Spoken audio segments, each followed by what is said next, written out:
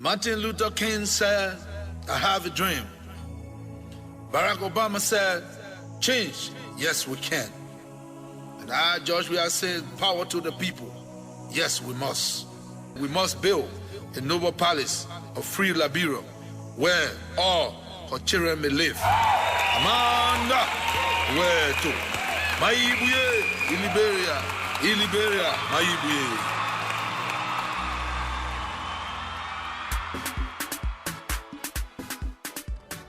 L'histoire politique du Libéria prend un autre virage en décembre 2017. George Manneh Weah et la vice-présidente Jewel Taylor obtiennent 61,5% lors du second tour de l'élection présidentielle contre 38,5% pour Joseph Boaky, le challenger. C'est la première fois en 7 décennies que le Libéria, créé en 1822, connaît une telle transition entre deux présidents démocratiquement élus. Le passage d'une célébrité à une autre, la première femme africaine chef d'État à une des meilleures légendes du football. Pour le 24e chef d'État du Libéria, George Manneh Weah, l'histoire commence ici, à Claratown. Un bidonville de Monrovia où il est élevé par Emma, sa grand-mère paternelle. La vie en famille, l'amour pour le ballon rond sont autant d'indices sur les préférences de l'enfant du ghetto qui deviendra plus tard président de la République.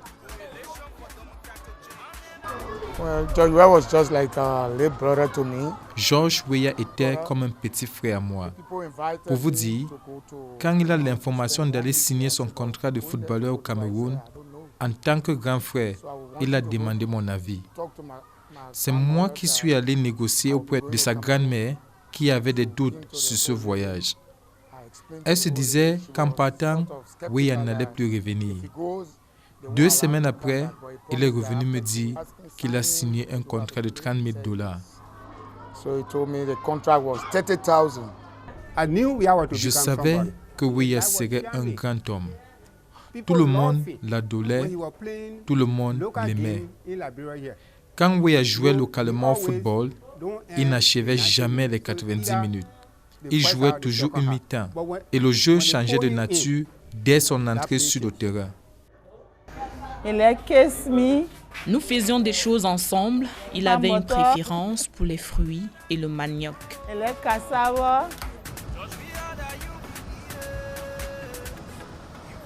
Sur les traces de son enfance, l'entourage se souvient des qualités exceptionnelles du fils de Claratown, qualités l'ayant conduit à un destin hors norme. C'est un homme affable et surtout, il sait comment parler aux gens. Quand il est devenu président, j'ai coulé les larmes en me rappelant de son parcours, de son passé. Des larmes de joie et de paix. Que Dieu le bénisse. Je le dis toujours parlant de son parti politique. Les gens disent CDC, moi je dis Christ Developing Country. Avec lui, le Christ est venu pour développer le Libéria.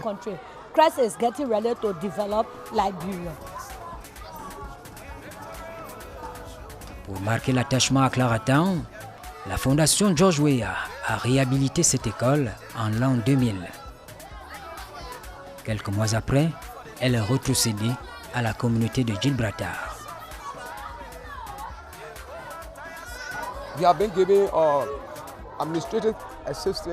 Il nous donne les moyens administratifs et financiers pour que nous puissions tenir le cap.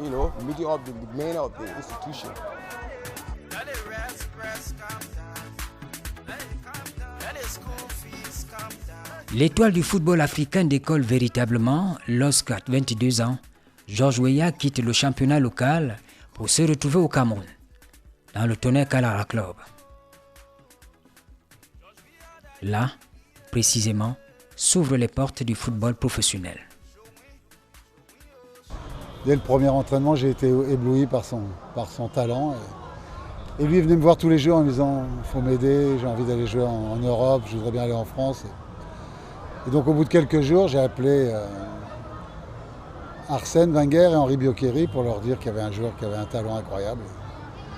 et que je pensais qu'il était totalement inconnu, d'un pays totalement inconnu à l'époque au niveau footballistique, mais que c'était un vrai diamant. Et voilà comment l'aventure a commencé avec Georges. C'était il y a 30 ans. Ce qu'on a toujours ressenti en lui, c'est un leader. Il est arrivé dans le Tonnerre de Yaoundé comme footballeur. Il était déjà un leader sur le terrain. Il était très calme dans le vestiaire. Et lorsqu'il était au Cameroun pour le jubilé de Patrick Mboma et au Manbik en 2012, nous avions déjà discuté de la perspective politique dans laquelle il se lançait. Il était à l'époque convaincu qu'il serait président de la République. Il était même d'ailleurs convaincu qu'il avait gagné les élections avant, mais il ne voulait pas replonger son pays en guerre civile. Donc il avait dit qu'il attendrait patiemment, il prendrait le temps, puisque tout ce que Dieu fait est bon, il prendrait le temps pour s'instruire, pour mieux comprendre la chose politique, et il était pratiquement sûr de devenir président de la République. Tout comme un de ses amis, le grand musicien Michel Martelly, qui a également été président de la République d'Haïti, était convaincu qu'il serait président d'Haïti 10 ans avant. Et je crois qu'ils ont eu des parcours à peu près similaires. I'm a fan of Cameroon football.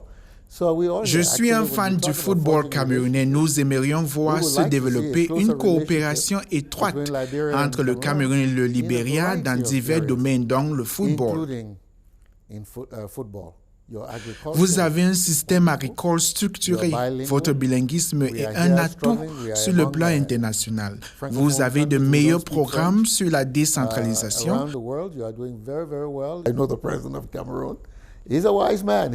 En plus, je connais votre président de la République, un sage, l'un des doyens de la classe des leaders africains.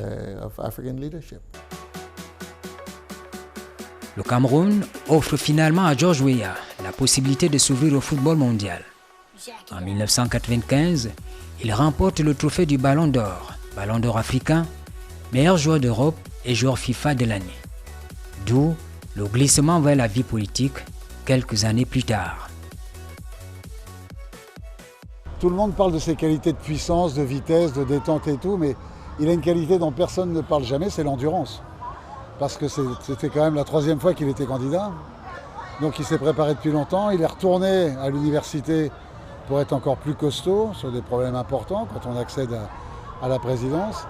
Et je crois qu'il est prêt, qu'il arrive. C'est quelqu'un en plus qui est généreux, qui n'est pas clivant, qui ne crée pas de problème, qui n'a jamais créé de problème d'ailleurs dans toute sa carrière partout où il était. En politique, George Weah devient sénateur du comté de Montserrado en 2014, après avoir été battu plusieurs fois à l'élection présidentielle par Ellen Johnson Sirleaf. Il représente une génération nouvelle, un espoir pour les jeunes. Il est d'ailleurs crédité d'un leadership dynamique. There was a president here called William V.S. Tubman. L'histoire de Weah est similaire à celle du président William Tubman. Très populaire, il arrive au pouvoir à 49 ans. Il y restera pendant 27 ans. Tubman ruled for 27 years because of his popularity. Well, to be very frank with you, Madame Sirleaf did her best. But at best, Weah accède au pouvoir à 51 ans. Madame Sirleaf a fait de son mieux parce qu'elle arrive après la guerre. Elle avait à relever le pays. Elle a fait des routes, des écoles, des infrastructures. On ne s'attendait pas à ce qu'elle fasse mieux parce que le pays était franchement détruit. But no one could expect her to do more than what happened now because the country was really destroyed.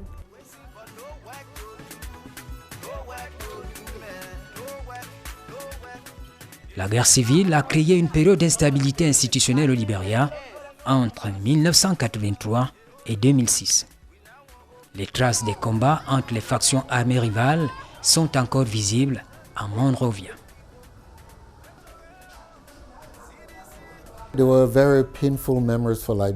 C'est une tâche dans l'histoire du Libéria et même de la sous-région de l'Afrique de l'Ouest. Tout le pays était plongé dans la guerre. Près de 40% de nos populations vivaient dans les camps des réfugiés, loin des villages. Les écoles étaient presque inexistantes. L'armée était à reconstituer. Chaque fois que j'ai pu parler de cette situation par rapport au Libéria, me basant sur l'expérience que nous avons eue du Libéria et me projetant vers l'avenir en ce qui concerne mon propre pays, j'ai pu dire aux gens, c'est très facile de souhaiter la guerre, c'est très facile de souhaiter la vengeance. On sait quand la guerre commence, surtout la guerre civile, on ne sait pas quand elle finit. Et elle finit toujours dans le désastre pour tout le monde. Il n'y a pas de gagnant, il n'y a pas de perdant. Monrovia était débordé. On évaluait à peu près à 250 000 le nombre de personnes déplacées du fait de la guerre sur une population de 3 millions d'habitants. Nous sommes allés plus loin en exportant le conflit vers d'autres pays de la sous-région, dont la Sierra Leone. C'était des moments horribles pour le Libéria.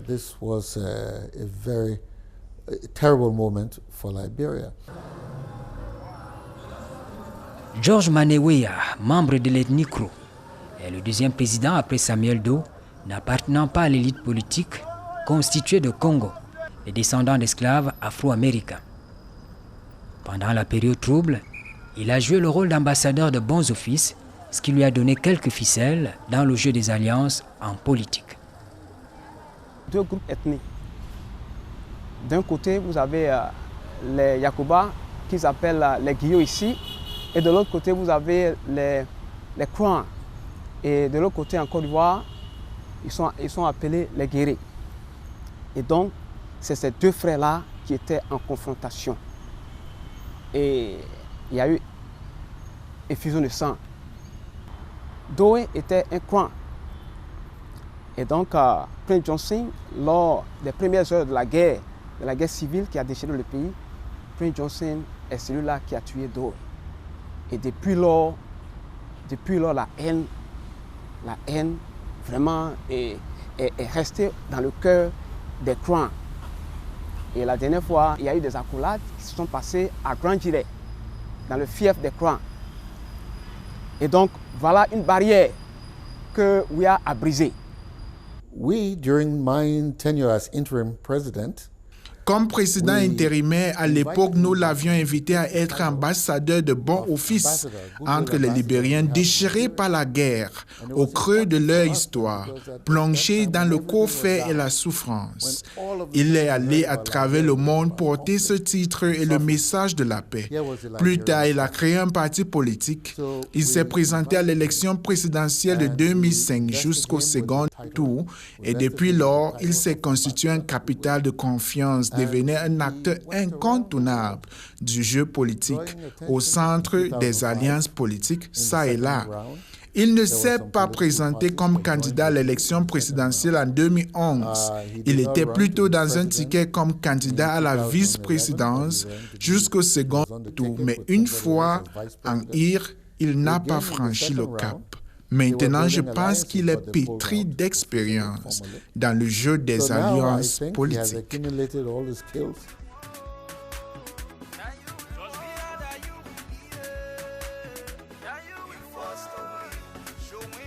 Pour gagner finalement le fauteuil présidentiel, George Weah est passé par la CDC, la coalition pour le changement démocratique, une alliance sulfureuse avec Jewel Taylor, sa colistière, ancienne vice-gouverneur de la Banque nationale du Libéria, aujourd'hui Banque centrale. Elle est membre du Parti national patriotique, ex-femme de l'ancien président Charles Taylor. La sénatrice influente du comté de Bon lui a apporté une réserve de voix et une caution morale. Vous savez, dans ce pays, nous ne sommes pas idéologiquement différents. C'est une question d'approche des problèmes. Ce que George Manneh Weah a fait, c'est d'appeler tout le monde à joindre la coalition pour le changement démocratique, la meilleure alternative pour l'amélioration des conditions de vie de notre peuple. Notre vice-président maintenant, qui est l'un des leaders du NPP, National Patriotic Party, l'un des 3 partis de la coalition et le coordinateur du LPDD, Liberia People Democratic Party, ont compris la nécessité de l'alternance politique proposée par George Weah. Tout le monde se rappelle des moments pendant la guerre où il a représenté le Libéria à l'échelon international. George Weah a été pendant longtemps une étoile filante. Et nous le soutenons à travers la CDC parce que nous sommes convaincus que son projet de société pour le Libéria profitera à tous.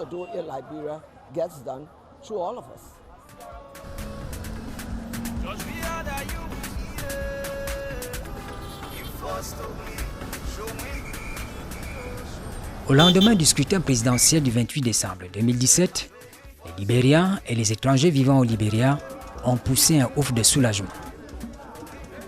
Ici et là, ils ont organisé des événements à caractère culturel dénommés Goût du Libéria, intégrant un service œcuménique avec la communauté chrétienne.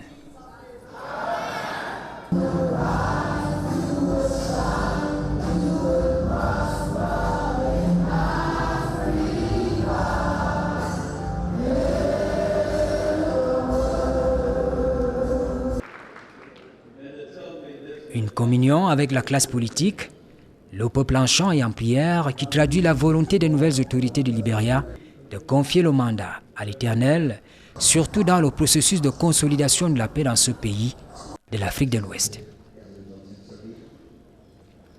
En arrière-fond, les grands chantiers du mandat populaire. Quand tu dis « je vais chez moi », tu veux avoir la paix quand tu vas chez toi, tu veux avoir la propriété sanitaire, toutes ces choses-là, tu veux avoir la mentalité qui est propre. Donc, tu ne veux pas aller chez toi et puis tu vois les enfants commencent à pleurer, ça te ferait mal. Donc, quand les Libériens viennent, quand ils disent que c'est chez moi ici, ils veulent avoir la paix, ils veulent avoir l'éducation, ils veulent avoir... Moi, je vais aller chez moi, c'est loin d'ici. Et puis, il n'y a pas de route qui va là-bas. Donc, on veut la route. Est-ce qu'il y a de lumière? Il n'y a pas de lumière maintenant. On a besoin de ça, on a besoin de l'eau propre. Quitter ici, d'aller là-bas, ça fait $150. Avant, je payais $60. Maintenant, à l'école ici encore, ce qu'on payait avant, c'était peut-être 25 US. Maintenant, il dit 50, 55, 60 US. Pourquoi? Hein? Donc, il n'est qu'à perdre plus puisque nous, les pauvres élèves, on n'a qu'à gagner notre éducation. Nous, on n'a pas de moyens, nos familles n'ont pas de moyens de nous envoyer à l'air. Le coût de vie ici n'est pas facile. Les choses sont vraiment chères. Les vivres frais surtout, c'est cher. La tomate, par exemple, qu'on prend chez nous dans les 200 francs, ici tu peux te retrouver à 2500 francs le pain. Bon, ici on vend en pain, en kilo quoi. Ce qui est sûr, c'est que la politique, c'est pour développer son pays. C'est pour être à mesure de développer l'économie surtout. Donc, parce que si l'économie passe, je crois que tout peut aller. Et avec la présence maintenant du président George Weah, moi, par exemple, j'ai beaucoup d'espoir. Les gens sont hospitaliers et là où on a rencontré quelques difficultés, c'est au niveau de la traversée, c'est-à-dire de la frontière ivoirienne pour venir à Monrovia. Et il faut rappeler quand même que les voies sont très pénibles. À part ça, ça va.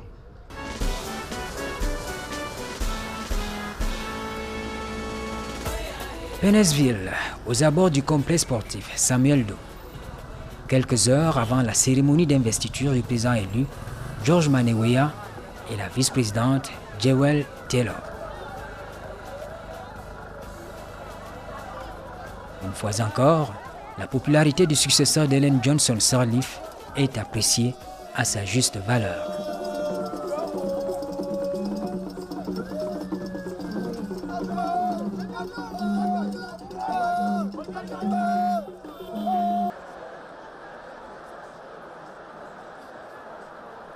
Les diplomates, les rouleurs du football comme Samuel Eto'o-Fils et le peuple libérien tout entier prennent part à la remise des attributs du pouvoir en témoins privilégiés. Au même titre que les nouveaux députés de la 53e législature, et plusieurs chefs d'État, dont ceux de la sous-région ouest-africaine. George Weah, l'enfant des bidonvilles de Monrovia, devenu président du Libéria, communie avec son peuple, non sans avoir appelé les grands axes de sa ligne politique, à savoir mettre fin à la corruption, faire baisser le chômage, améliorer le système de santé et réconcilier le pays déchiré par la guerre. Avec le concours de nos partenaires, l'ONU, nous avons choisi la voie des élections démocratiques pour l'alternance qui a porté Madame Helen Sirleaf au pouvoir.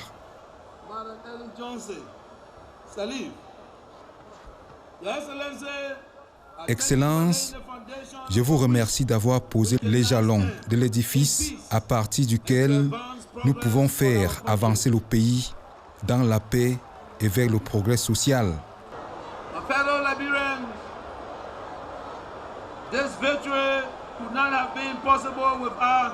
Chers compatriotes, notre victoire n'a été possible qu'avec le soutien des jeunes et des femmes. À tous, nous voulons dire merci. Ce gouvernement est le vôtre. Une foule en transe venue soutenir son champion. Un message porteur d'espoir.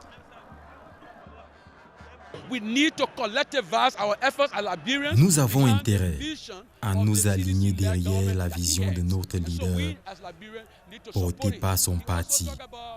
N'oubliez pas, il a dit, la présidente Sirleaf a promis la liberté d'expression. Lui, il promet la liberté de rassemblement de tous les partis politiques, comme pour faire avancer la démocratie.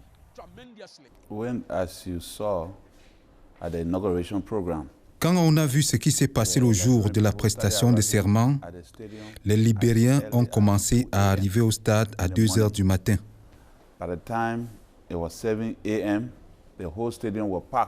À 7 heures, le stade était déjà plein. Cela montre que ce gouvernement est un gouvernement de masse. Le peuple a voulu le changement et l'élection de l'ancien sénateur Weah apparaît donc pour eux comme une réponse à leur prière. La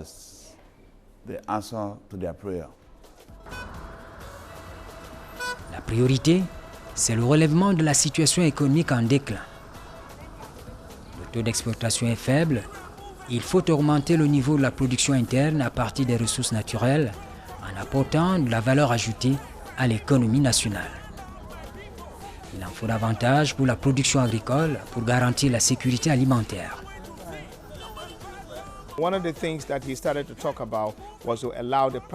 Ce dont il parle régulièrement, c'est de rendre le secteur privé dynamique. Il a promis qu'il va lever toutes les barrières qui empêchent l'éclosion du secteur privé avec la participation des hommes d'affaires libériens.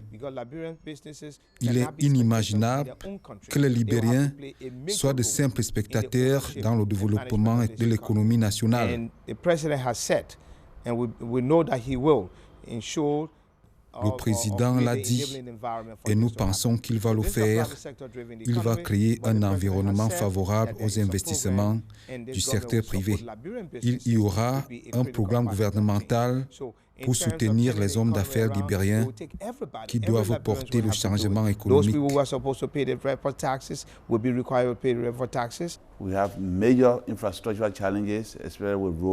Nous avons le défi de la construction des routes, des écoles, des hôpitaux.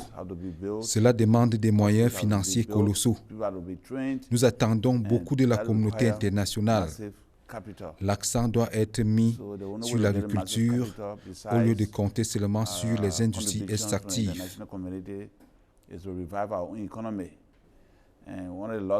Comme institution, le Sénat devra concourir à voter les lois de nature, à attirer les investisseurs et booster l'économie.